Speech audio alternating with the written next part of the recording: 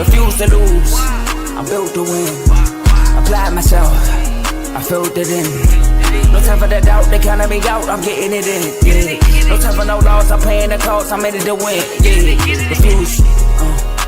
Mine, it can't be diffused. If you ain't thinking the same, then we playing by different rules.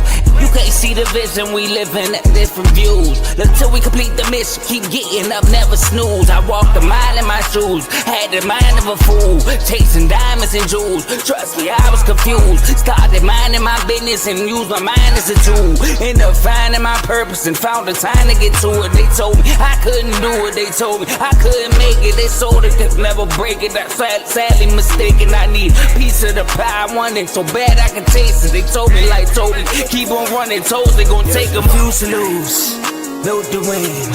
Applied myself, I filled it in. No time for the doubt, they counted me out, I'm getting it in. Yeah. No time for no loss, I pay for the cost, I'm winning to win. Yeah. Refuse to lose, I'm built to win. Applied myself, I filled it in. No time for the doubt, they counted me out, I'm getting it in. Yeah. No time for no loss, I'm paying the cost, I'm in it to win. Yeah. Refuse. All right, what's going on, everybody? Welcome to Dave's Dawg House. Got a couple candidates, new candidates to be in the Dawg House this week. I hope y'all are ready for today's show because I am. Make sure you like, share, subscribe on YouTube as we push for 1,000 subscribers to be fully monetized this year, which will happen. How y'all doing today? Hope y'all doing great. I know we got some playoff football today between the Patriots and the Broncos and the Rams and Seahawks to see who's going to get to the Super Bowl in Santa Clara. Crazy that the Niners got eliminated right before they could have an opportunity to get to play at home in a Super Bowl. But it's life. Got to deal with it. Today, we got some puppy chow to serve. We got some dogs to talk about. And of course, we got to talk about the dog of the week. The person that has performed the brightest out of everybody. And today, we really only have two people to serve puppy chow to. So the very first one that I got to talk about is a young fella who's been in the league for a couple years now. A lot of people thought that he was going to be the next best thing. And not to say that he doesn't still have that opportunity. He does. He just has not played well the last 2 years, technically. And the playoff performances just have not been good. He, replaced the quarterback who's now with the Cleveland Browns. Who had left because of some controversy. I'm talking about C.J. Stroud. C.J. Stroud has had one too many opportunities where he messed up in the playoffs. And this year was no exception. He played pretty bad. Pretty bad in that game against the Patriots. He had more turnovers than quarters played in the playoffs. At one point, he had 7 turnovers and only played 6 quarters. That's not good. That's not winning football. And, C.J. Stroud had a phenomenal rookie year. A lot of people were saying that he belongs in the top 10. And, he played well, and then he had one of the best rookie seasons that we've ever seen. And then we saw what happened the next year after that when Jaden Daniels came up. Jaden Daniels had a phenomenal rookie year.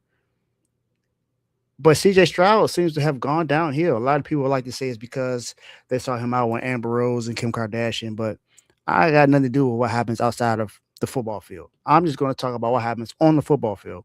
And on the football field, he just has not played well. He's been throwing the ball inaccurately, giving the ball to the other team a little too much. And he just doesn't look right out there. He looks confused at times, like he doesn't know what he's doing out there. And I'm not sure if that's something he needs to fix, but that's something that needs to be taken care of immediately because his career is looking like it's going down instead of going up. And the last year we get it, sophomore slump. Okay, that's an excuse. This is the third year now. If he does the same thing next year, then I'm not sure exactly what's going to happen because it doesn't seem like he's looking forward to being better. It doesn't seem like he's going to get better. So at some point, CJ Stroud, you got to work in your game, whether it's something you're doing in the off season, reading defenses better and, having better anticipation when you're throwing the ball. I'm not sure exactly what it is, but you got to get together. And at this moment, you're in the doghouse. My guy, you in the doghouse.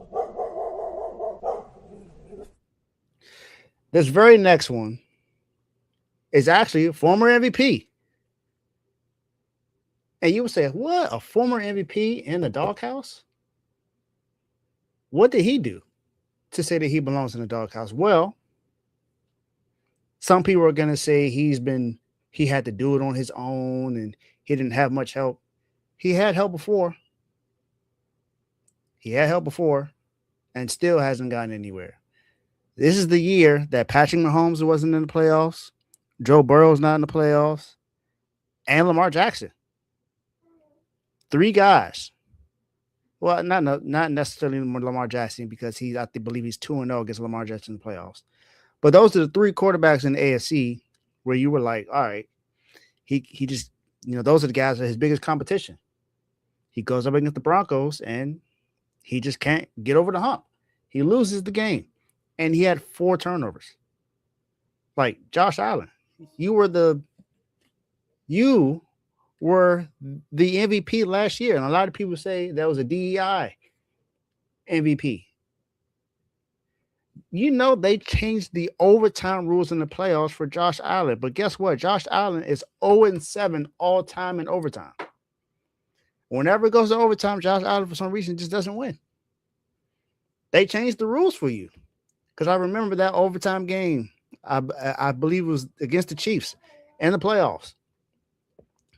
And it was because you didn't have a chance to get the ball. They changed the overtime rules to no matter who scores first, the other team gets a chance to go down and score as well. And even still, with the rules changing on your side, you still can't get it done. So, Josh Allen, I don't know what to say for you. I don't know what to say for you. You had a good running game. It wasn't necessarily there at that moment.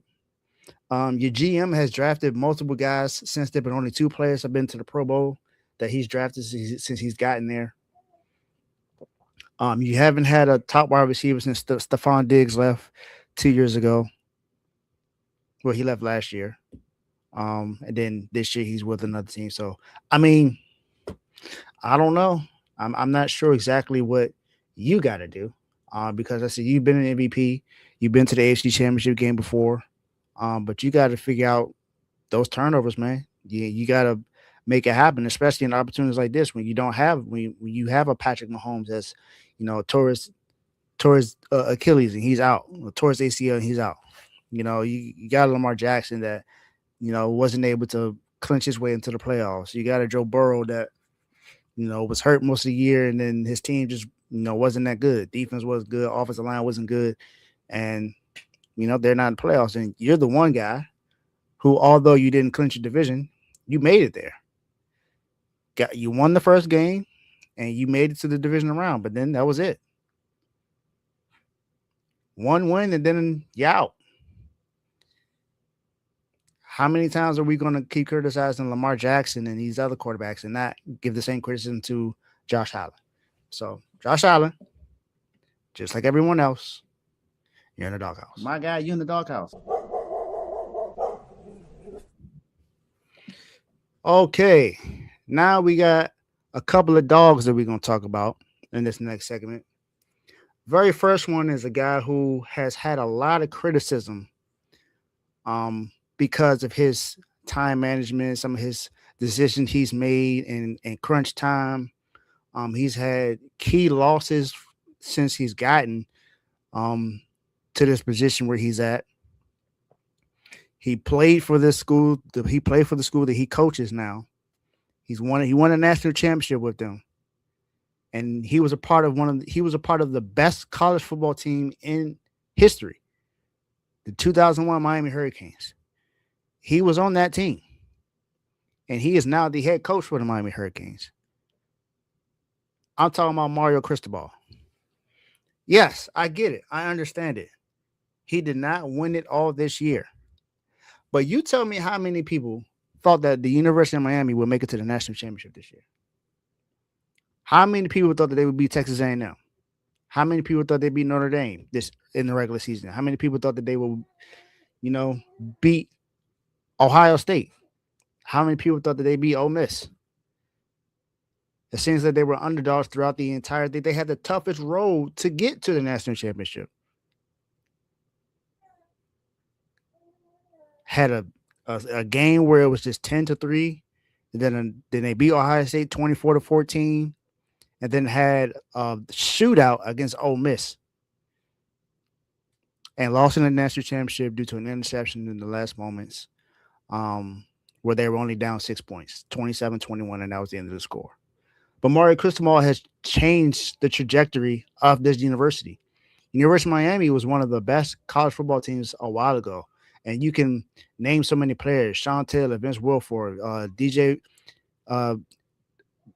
Jonathan Vilma, DJ Williams, Greg Olson, Jeremy Shockey, Andre Johnson, Michael Irvin, Clinton Portis, Frank Gore. There's so many guys. Ray Lewis, Ed Reed. There's so many guys you can name that played for this university. And he got these guys into the national championship this year. Shout out to, Carson Beck. I understand he's running through the interception, but still, pretty good season for a guy who had to, fight some demons because of what happened to him at Georgia. And then, Malachi Tone, the guy they call Baby Jesus, balling this year, balling.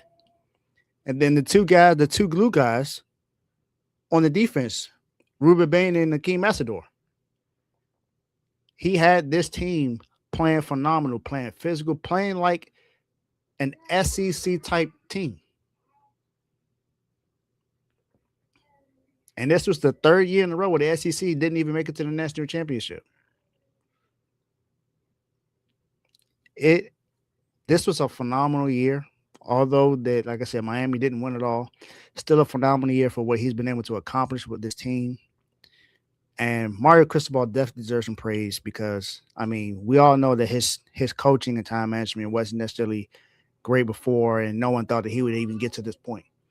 But he made some adjustments. I believe he hired some guys to help out with the clock management and everything for the team. And things changed. Got a new defensive coordinator, and this defense turned itself around. If this defense had the offense that was there last year, I believe they win the title, no question. I don't think anyone's able to. If Cam Ward had this defense last year, Cam Ward is a national champion right now. He's more likely a national champion than probably the Heisman winner. Because he balled out last year. It was basically Cam Ward a bust last year. But Mario Cristobal, like I said, he's made some changes since he's got here, and it's been amazing to see. So shout out to Mario Cristobal.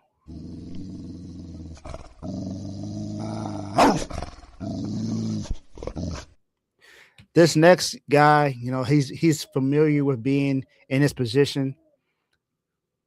I think he's one of the best young guards in the league right now. And I could tell you this right now. I think that if they were to move off of their other star and just focus on him, I think he could do some things with this team. I really do. He, along with another rookie this year, looks like to be one of the best backcourts in basketball. And I'm simply talking about Tyrese Maxey. Tyrese Maxey for the Philadelphia 76ers has played well. And this is not to not give any highlight to Joel Embiid, because Joel Embiid over the last 5 or 6 games has averaged about 33 points a game. So Embiid is starting to come back to form. But we all know that Embiid isn't necessarily one of your healthiest guys. And Embiid just, I don't know. Embiid just for some reason just continues to not, stay healthy. He is one of 2 players this month to have over 20 steals. Him and VJ Edgecombe, the other rookie I was talking about. He is one of 3 players to average 30 plus points per game, 2 steals, and 3 plus threes a game. The other one was prime Harden and prime Steph Curry. I mean, y'all know what Steph Curry is. He is first in minutes, second in points, third in steals, third in threes, and he's an all-star this year.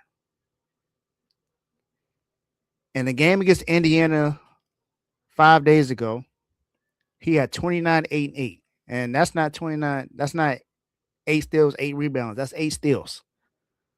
So, and he joined Allen Iverson as the only 76ers with those numbers in the game. Only him and Allen Iverson. And then 2 days ago against Houston, in a game that they battled, he had 36 points, 10 assists, 4 steals, and he had 17 points in the fourth quarter in overtime. Tyrese Maxey is one of the brightest young stars in the NBA. And he's doing some of the best work I've seen out of a young guard to come in who wasn't necessarily a star before. Because you had Embiid. Embiid was the guy. And then Tyrese came in and just started balling. And you had to they gave him more playing time. And you've seen this guy is actually a star. And could be a superstar. But Tyrese Maxey has been balling. And Tyrese Maxey, you are a dog.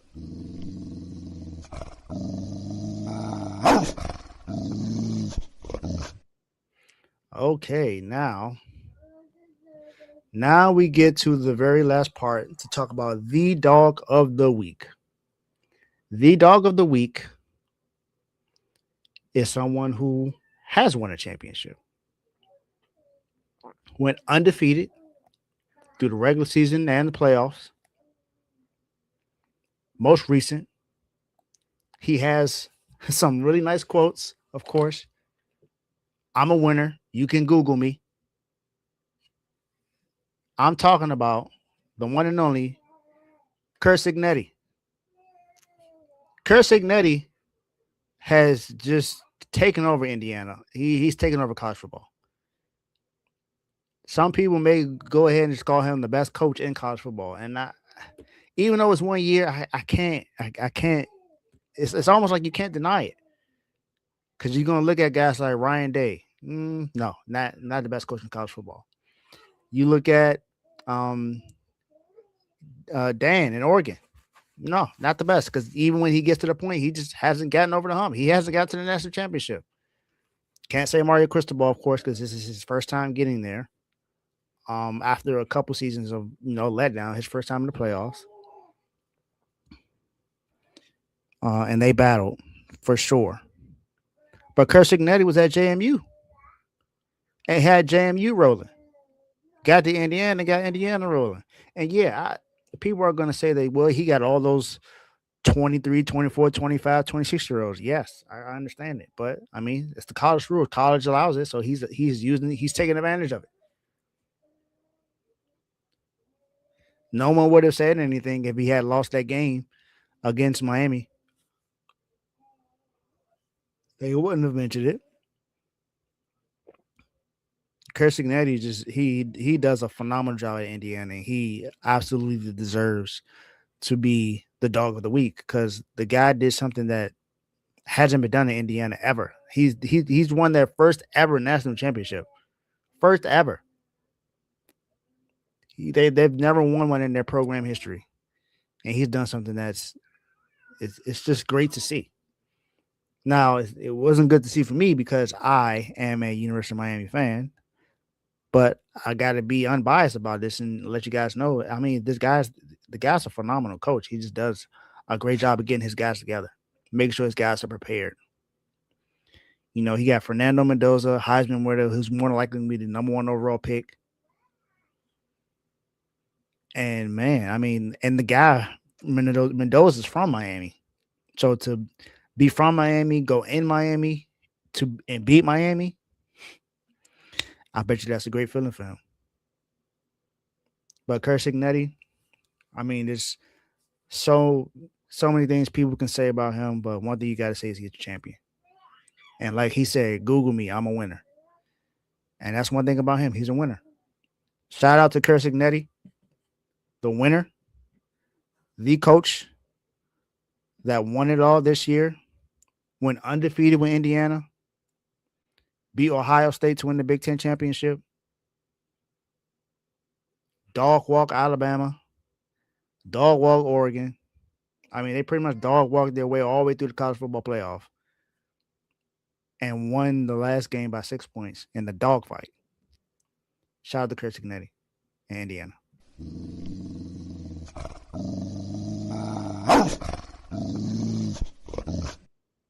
That concludes Dave's Doghouse for this week. I will see you guys next time. Please make sure you like, share, subscribe on YouTube.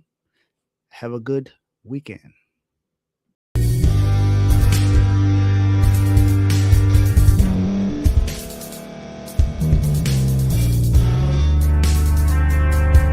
Thank you for staying to the end. If you're watching this on YouTube, please like this video, subscribe, and also hit that notification button so you can be notified next time we put out a video. If you're listening on any podcast platform, subscribe and hit that notification button, y'all, so you can be notified we put out another podcast audio.